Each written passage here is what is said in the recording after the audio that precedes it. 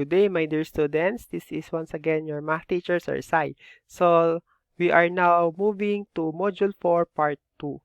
So, this part will focus on a simple review on fractions and decimals. So, nabanggit ko noong unang part ng Module 4 na yung rational numbers kasi sakop din niya yung fractions. So, let's now start. So, let's have a quick review on fractions. So, meron ako dito mga iba't ibang klase ng fractions. Una is 3/8. Yung 3/8, ang tawag sa kanya ay proper fraction. So, again, ang tawag sa 3/8 ay proper fraction. So, bakit proper fraction? Kasi, kung papansin natin yung denominator, yung number sa baba, ay mas malaki kaysa doon sa numerator. Yan yung proper. Kapag proper siya, mas malaki yung denominator kaysa sa numerator. Next, kung meron tayong proper fraction, we also have improper fraction. When you say improper fraction naman, baliktad. Mas malaki yung ating numerator kaysa sa denominator. Gaya ng 19/5. And then, meron din tayong tawag na mixed number. Meron tayong whole number at saka meron tayong proper fraction dito. Ang tawag sa kanya ay mixed number. Okay? Next, meron din tayo tinatawag na similar fractions and dissimilar fractions. When you say similar fractions, they are fractions that have the same denominator. Gaya ng 3/8 at saka 5/8. Kung papansin natin, magkamukha silang denominator na 8. Kaya sila ay similar. Ngayon, kung may similar, syempre may dissimilar. Ang dissimilar naman, magkaiba sila ng denominator. So, gaya ng 1/6, ang denominator natin ay 6. Yung 3/10 naman ay 10. So, magkaiba sila ng denominator, dissimilar fractions ang tawag sa kanila. Next, mag-convert naman tayo ng fractions to mixed number. May mga pagkakataon kasi na kailangan natin mag-convert from one form ng isang fraction to other forms of fraction. So, gaya na to, meron tayong improper, gagawin natin mixed number. Improper, again, kung papansin nyo, mas malaki ang numerator kaysa sa denominator. To do that, ganito ang gagawin natin. I-divide lang naman natin siya. So, yung 9 ay i-divide ng 4. So, ilang 4 meron sa 9? Or 9 divided by 4, meron tayong 2. So, 2 times 4 will give us 8. Then, 9 minus 8 will give us 1. Ngayon, yung remainder na 1 ang magiging numerator ng proper fraction and then yung divisor natin na 4, dito na siya. Ayan. So, ang 9/4, ang katumbas niya sa mixed number ay 2 and 1/4. Let's have another example. Let's say 7/2 or 7/2. So, yung 7, i-divide natin ng 2. So, ilang 2 mayroon sa 7 or 7 divided by 2, syempre ang sagot dyan ay 3. Tama? So, 3 times 2 will give us 6. 7 minus 6 will give us 1. Yung 1 na remainder sa taas, and then yung 2 natin sa divisor, dito na siya. Yan. So, ang 7/2 or 7/2 ay katumbas ng 3 and 1/2. Okay? Next. Mag-convert naman tayo ngayon ng mixed number, gagawin nating improper fraction. So, gaya na to. Ito yung tinatawag nating mixed number. Meron tayong whole number, tapos meron tayong proper fraction dito. Okay? So, para gawin yan, parang mag-working backwards tayo pabaliktad. So, let's have 3 and 3/4. Ang unang step, yung whole number, ita-times natin sa denominator. So, 3 times 4, no? So, 3 times 4. Ang sagot dyan ay 12. Right? So, 3 times 4 is 12. Ngayon, yung 12 naman na to, i-add natin sa numerator. So, yung 12 plus 3 magiging 15. Saan nakuha yung 3? Dito yan sa taas. Ngayon, yung numerator, yung final answer natin na 15, siya na yung magiging numerator. Tapos yung 4 dito sa baba, dito siya. Ayan. So, Ang 3 and 3/4, ang katumbos niya ay 15 over 4. Let's have another example. Let's say you have 2 and 1/6. No? So, ang first step, ita-times natin to. So, yung 2, ita-times ko sa 6. So, 2 times 6 is, ganun din. You have 12. And then, yung 12 plus 1.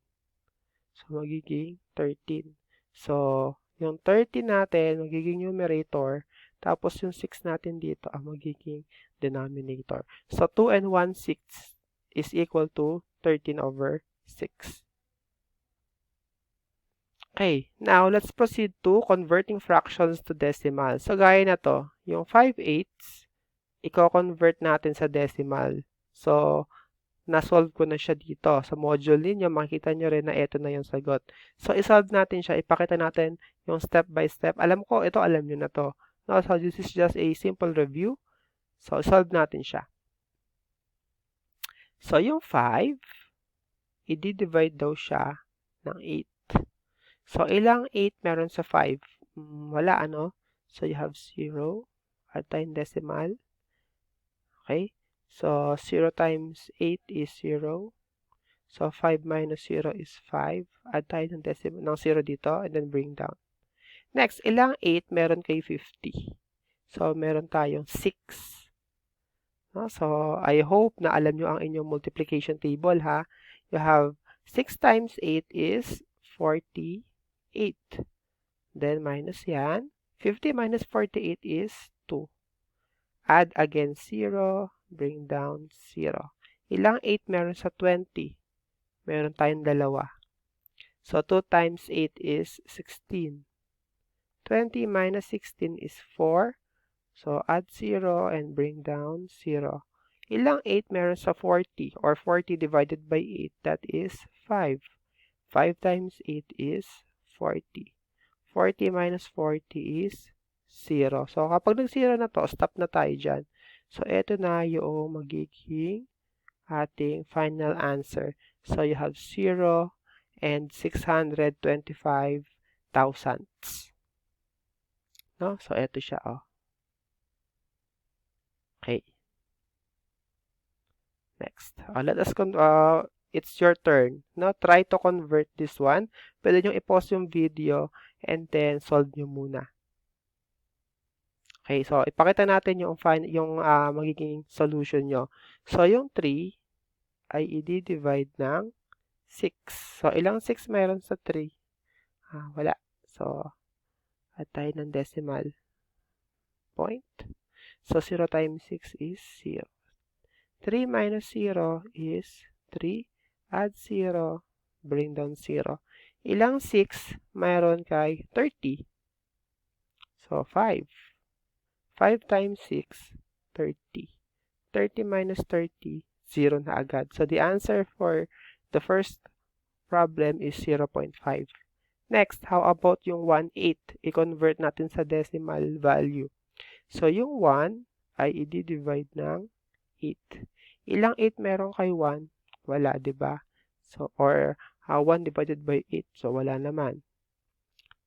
So, add tayo ng decimal point. So, 0 times 8 is 0. 1 minus 0 is 1. Add 0. Bring down 0. Ilang 8 meron kay 10? Isa lang. 1 times 8, edi 8. So, minus ulit. 10 minus 8 is 2.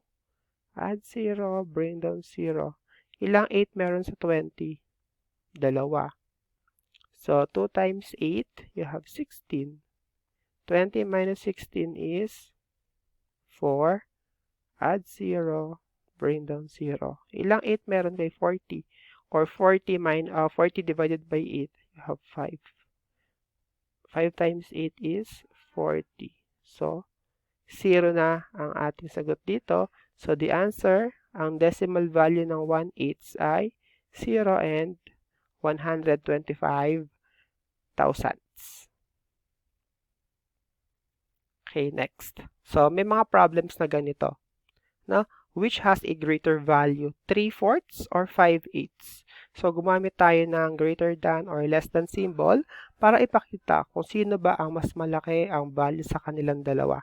So, to do that, kailangan i-convert natin sila sa fractions. Okay, so I'll give you time. So, pwede nyo i-pause yung video and then i-convert nyo sila. Okay, so I hope kinonvert nyo sila ha. So, ang 3/4 kapag kinonvert sa fraction, sa decimal pala ay 0.75 or 0 and 75 hundredths.